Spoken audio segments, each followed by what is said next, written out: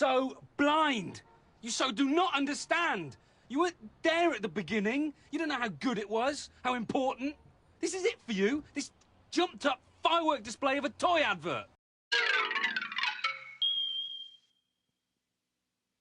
When it comes to British TV shows, I usually don't get it. My first experience with British TV was my dad watching Benny Hill late at night on HBO. It was not only my first experience with British humor, but also my first experience with the nude female body. So in a way I could see why my dad watched it, but I couldn't figure out what he was laughing at.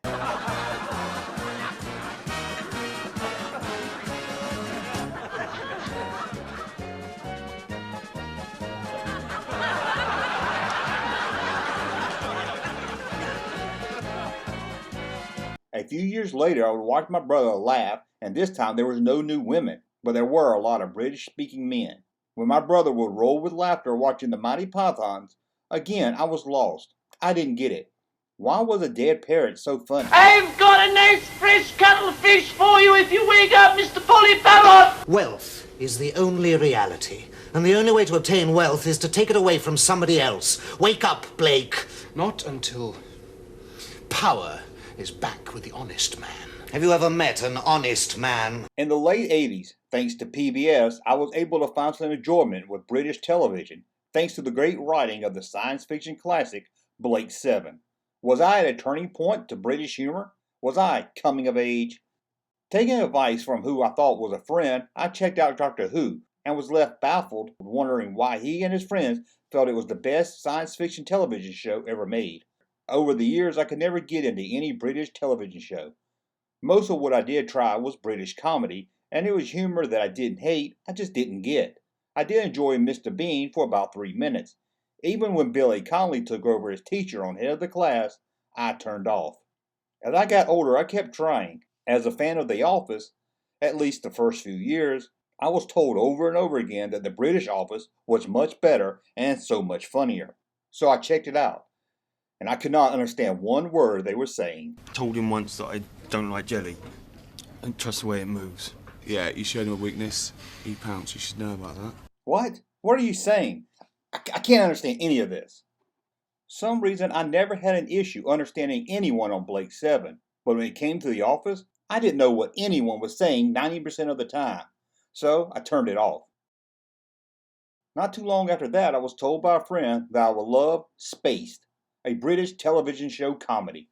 I dismissed it. I had tried all my life to get into British humor, and I never could, so I gave up. Over the next few years, I kept hearing people talk about this show, Spaced, and what I did hear about it, I liked a lot.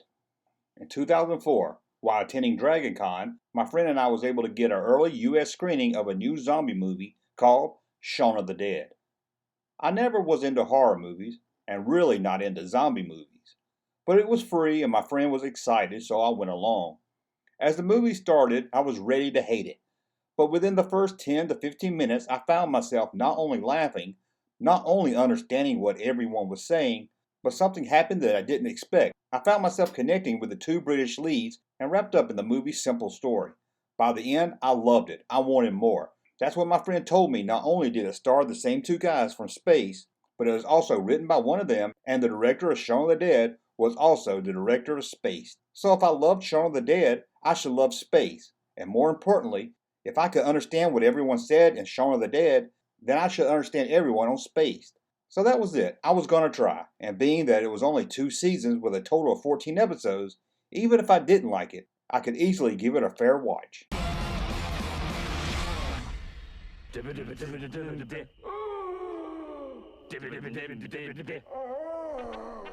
The show stars Simon Pegg and Jessica Stevenson as Tom and Daisy, two young 20-something-year-olds who hardly knew each other, but decided to pose as a young couple in love in order to rent a cheap flat, which I soon learned was a British term for apartment. The premise didn't seem that exciting, but what I soon found out was the premise of the show really didn't matter. It was about the characters, not only Tim and Daisy, but their wacky friends. Little Ewoks.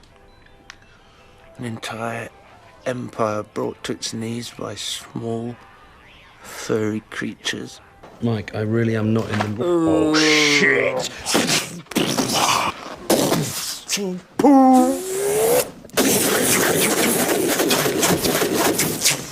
Tim was the Generation X type. He was in love with movies, comics, and probably even more, in love with his PlayStation. He longed to be a comic book artist. And the best thing about Tim, he was a fan of the original Star Wars trilogy. This guy I could really relate to. The Phantom Menace was 18 months ago, Tim. I know, Bilbo. Okay, it still hurts. You know, that kid wanted a Jar Jar doll. Kids like Jar Jar. Why? What about the Ewoks? Hey?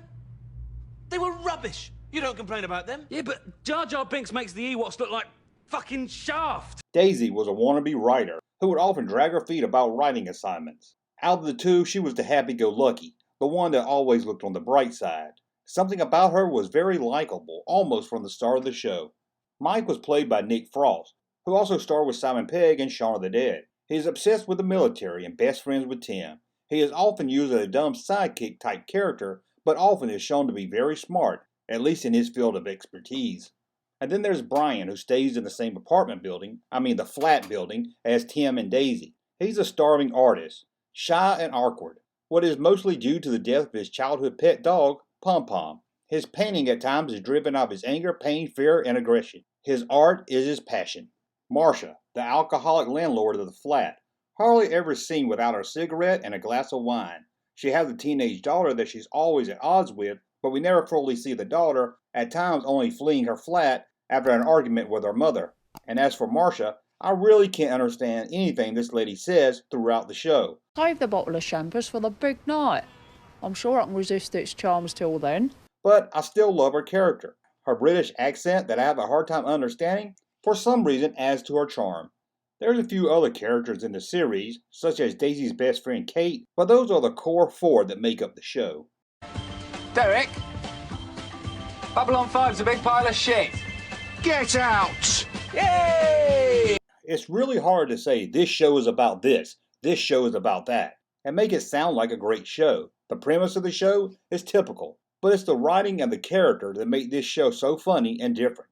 Each episode mostly deals with the surreal adventures of Tim and Daisy as they deal with life as they enter adulthood, both hardly ever really being able to grow up, at least compared to others their age. If you're a fan of what they now call geek culture, a term I'm not that crazy about, you will love this show and enjoy the many pop culture references dealing with science fiction movies, horror films, comics, video games, and more. I knew I was hooked on the show when early in the show's run, Tim, while working at a comic book store, kicked the kid out of the store for wanting to buy a Jar Jar Binks action figure. So blind! You so do not understand! You weren't there at the beginning. You don't know how good it was, how important. This is it for you, this jumped up firework display of a toy advert. People like you make me sick. What's wrong with you? Now, I don't care if you've saved up all your 50p's, okay? Take your pocket money and get out! Most of the time I see Simon Pegg and Edgar Wright credited for creating the show, but Jessica Stevens, who plays Daisy, co-wrote the episodes with Simon and is just as much part of the creating force of the show as Pegg and Wright. If you're a fan of Edgar Wright, or when he and Simon Pegg worked together, I'm sure you will love this show. And being it's only 14 episodes made up of 2 seasons, it's a quite easy and fast watch. I do wish the show got a few more seasons, but ending it early is maybe why I can go back to this show so often and still love it. As many shows, at least the ones in the US, they drag out season after season, going on way too long, with each season being weaker than the last. As they say, sometimes it's best to go out on top, leaving fans wanting more, than to drag it out so long that the fans turn away from it. The show is streaming on Hulu, and if you've never seen it, please give it a watch, and I'm sure you'll enjoy it. Let's just hope we don't see a US version of Space, as I don't feel the US could do this show right, at least not on a major network. Space is a show from its time. It was made in 1999 for 1999, and being that it takes place in London, that also works as part of the show. I can't really see a US version of this show working, but who knows, I could be wrong. Shazam. It is a word. It is a word. I've got a pile of comics this big. Captain Marvel says it. It's a nonsense invented word. You're only doing that so you can use Z. Take it off. I swear to God. It's not a word. So please let me know in the comments below what you think about this show, Space. And if you've never seen it, please check it out.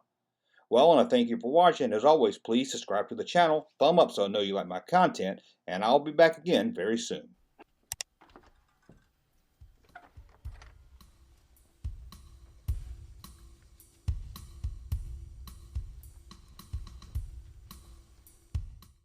Junkman. Thank you, sir, for that unsolicited testimony.